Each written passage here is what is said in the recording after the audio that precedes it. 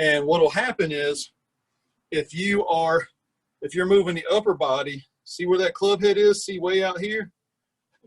See where that club head way out here outside of my hands. Now I'm going to pull across the ball, and that's going to cause the ball to slice as well. That's going to be, I would say, your irons you probably pull with your driver, and you may end up coming up with a slice. It's just a guess. I don't know. I'd have to see you hit. So here's a little tip for you. When you come down as well as when I bump with my legs first, look where this club is now. It's on my right forearm. Everybody see that? If I go with my shoulders first, it's way out here. So if you got video, everybody's got a phone these days. You can take a video, you can do slow motion, and you can see if you're coming down and the club's not in here on your right forearm and it's out here like this, that means you're steep. If you're steep, you're going to cut across it, slice it, or pull it. So that's not very good for us to be efficient and effective. Any other questions?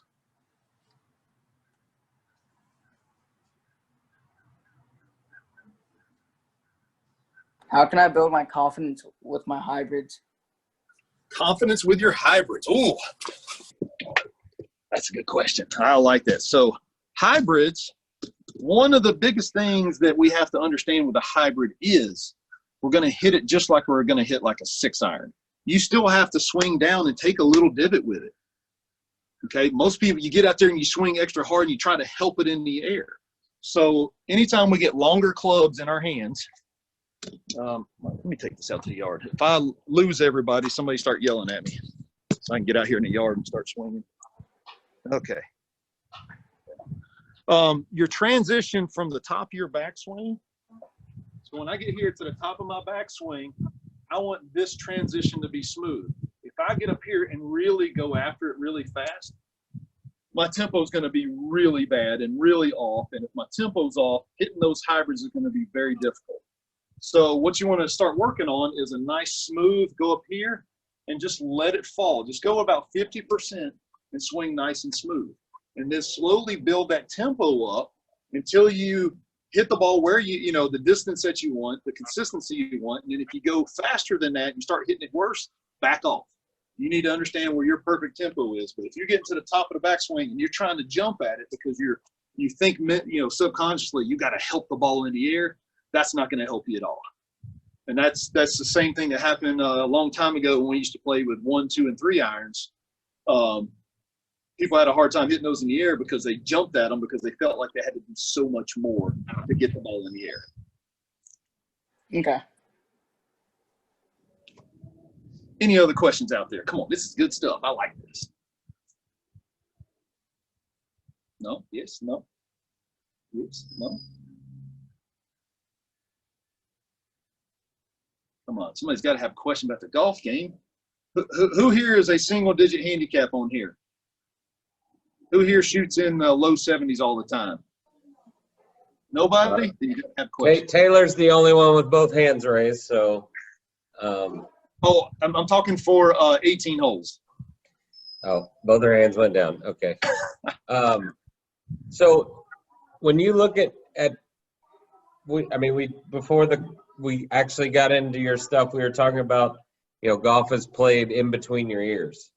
What are those mental tips that you say, hey, if you have, you know, everybody talks about swing thoughts. What are the top swing thoughts that we should be keeping in our head that are universal? The top swing thoughts or the positive mental thoughts? Yes. I mean, okay. Well, I'll tackle both of those. So swing thoughts. Everybody has their own unique swing, and everybody has their own tempo that works best for them.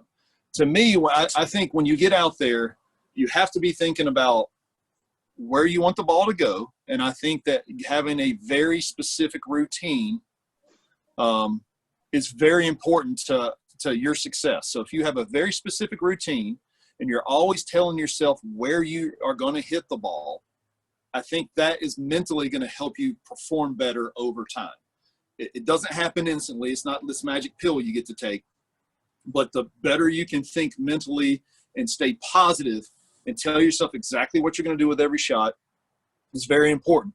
If you understand your perfect tempo, then you're going to know that you can hit the ball very consistently if you have that good tempo. But if your tempo changes every time, it makes it very difficult. I always say that, people like Justin Rose to me has a perfect golf swing. Adam Scott's another one whose golf swing is just so good, but they don't win every week. Right? There's only one winner every week, and what I think are like the two best golf swings, they don't win every week. And to me, it's their perception of the moment, of the shot. Something has caused their tempo to be just a little off, and that's difficult. So the more that you strive to understand what your perfect tempo is, I think the better you're going to play. So when you take those practice swings, you're feeling your perfect tempo, and that allows you to get up there and hit a shot with a lot of confidence when you get there. Other golf things is I think that you should always strive to make sure your fundamentals are as good as they can possibly be. Because if all of your fundamentals are really good, that's going to cause so many less compensations in the golf swing. If you got a lot of things off with your alignment, your posture, your grip, your stance, your ball position, that causes you to start making compensations. And you're not going to be near as efficient if you're making a ton of compensations. So I think if you work hard to make sure your fundamentals are really good and you stay positive with your thoughts and you understand you. Mr. Black is a legend in the game of golf. He's been out there at Revolution. He grew up not far from Revolution Park. And he always talked about, you got to know yourself. He said, the Bible says, know thyself. And you have to understand you better than anybody else. You also have to root for you more than anybody else. You are your own biggest fan, so you've got to be pulling for yourself. So that comes back to that positive mental thought process. Don't call yourself a dummy or an idiot when you hit a bad shot. That's one of those things that you see a lot of not so good golfers do. They berate themselves left and right. You got to be your own biggest fan and root for you more than anybody else.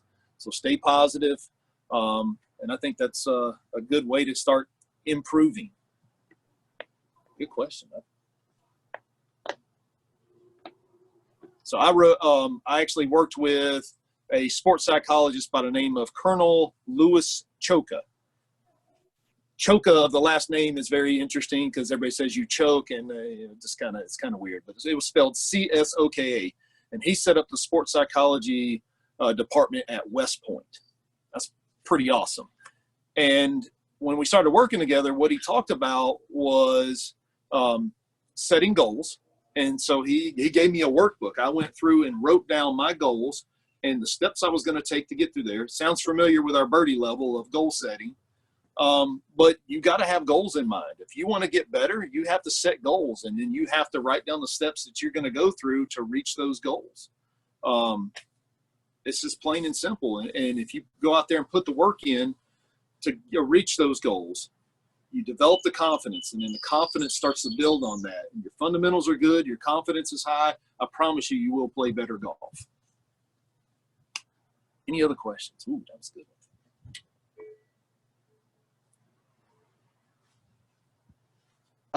So when you're like going to other courses, their greens are a bit different, right? Mm-hmm. With varying speeds, how do you adapt to that? And say that's a great question, Bo. I love that question. So we talk about a pre-shot routine, right? Does everybody have a pre-shot routine? I know we've talked about this. So if you have a pre-shot routine, you should have a pre-round routine. What are you going to do to get warmed up at a brand new golf course? So, we all go hit some balls on a range and stuff, but on the putting green, I have a pre-round routine, especially at a brand new golf course. I'll go hit a couple putts from really close just to get a feel for 3 and 5 footers, how much effort is it going to take to really get the ball in the hole. And then I like to go north to south, east to west, across the whole length of the putting green. I like to hit really long putts and really feel what it's going to take to roll the ball certain distances. And if I feel like if I get out on a golf course, I've hit the longest possible putt I possibly can hit when I was on the putting green, then I'm going to have a good feel for the pace and the speed. I also like to hit putts one-handed. So I'll demonstrate this. And this is something that Tiger used to do. He used to put 2 tees down that were, he'd put a tee on each side of the putter here. And so there's barely enough room. And he would get up there, put one hand behind his back, and he would swing it through there and hit, you know, like 51 foot or 55 footers like this. So this right here is going to give me a good feel for the pace of the greens, how much effort it's going to take. And then I can put the other hand on there and roll some putts as well. But I'll spend some time hitting some putts one-handed because this really helps me roll the ball. And you can notice there's an angle here but from my forearm to my wrist. And when I swing the putter, that angle doesn't change. And that allows me to roll the ball very pure, a very tight spin, end over end. And then I'll put 2 hands on there and try to do the same thing and really feel that pace. One of the other things you really have to do is observe. You have to use your eyes, folks. You get out there and you look down at the grass and look how dense it is. Is it really, I mean, is there a lot of grass on the green or is it really thin? Back in February, you could go out to the putting green and it looked really thin. You could see actually it almost looked like the roots of the grass down there because it was in its dormant stage. So less grass on the green or thinner blades of grass means there's going to be less friction. And if there's less friction, the ball is going to roll pretty fast. But if you look down and you can actually see the blades of grass and there's a lot of shadows around those blades of grass, then the grass is going to be taller. Or if there's a lot of grass on there, it's really dense, then there's going to be a lot more friction that's going to slow your ball down. So being observant, paying attention to those kind of things is super, super important. That's I think that's something that most young people really don't do well enough, is observing the different aspects of the greens, the colorations. We talk about grain. With all the new Bermuda grasses that are out there, the new hybrid Bermudas, the ball's going to break towards the drainage. So gravity takes everything to the lowest point. So that's where the balls are going to tend to be pulled towards. It used to be that the sun would be over, it'd rise in the east, and as it went across the sky towards the west, the blades of grass would follow. They would go this way. So you hit a putt in the morning and it's going to break this way because that's where all the blades of grass are laying. And then in the afternoon, it could actually break the other way because the blades of grass are laying this way. That's not true anymore unless you get to a really old golf course that has really old greens. But nowadays, the grass is a lot thinner, so grain does not affect the putt quite as much. But drainage has a tendency to pull the ball a little bit more in that direction. Hope those are a couple little tips that'll help you when you get to a new golf course. But really spend some time hitting some longer putts to get an overall feel. And then another one is break it. Once you hit the long putts for a little while, break it down into 10, 20, and 30-foot putts. That to me is going to really help you. I spend a lot of time going through my very specific routine because I spend a lot of time looking at the hole when I take my practice swings. So I'm trying to judge and feel that distance. So when I hit putts and go, okay, well, normally this is the size swing I take to roll the ball this distance, and now it's going way past, then I understand that the greens are probably a lot faster and I need to adjust.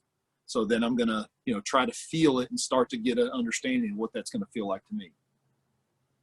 Good question, though. Really good question. I'd say same thing with chipping is if you do have an opportunity to chip on a good green, chip it to a spot and watch how much the ball rolls out. Does it roll out more than normal, less than normal? Hit a few chip shots with your wedges, even if you do some bump and runs, see how much it runs out. So that way you have a better idea what's really going to happen there.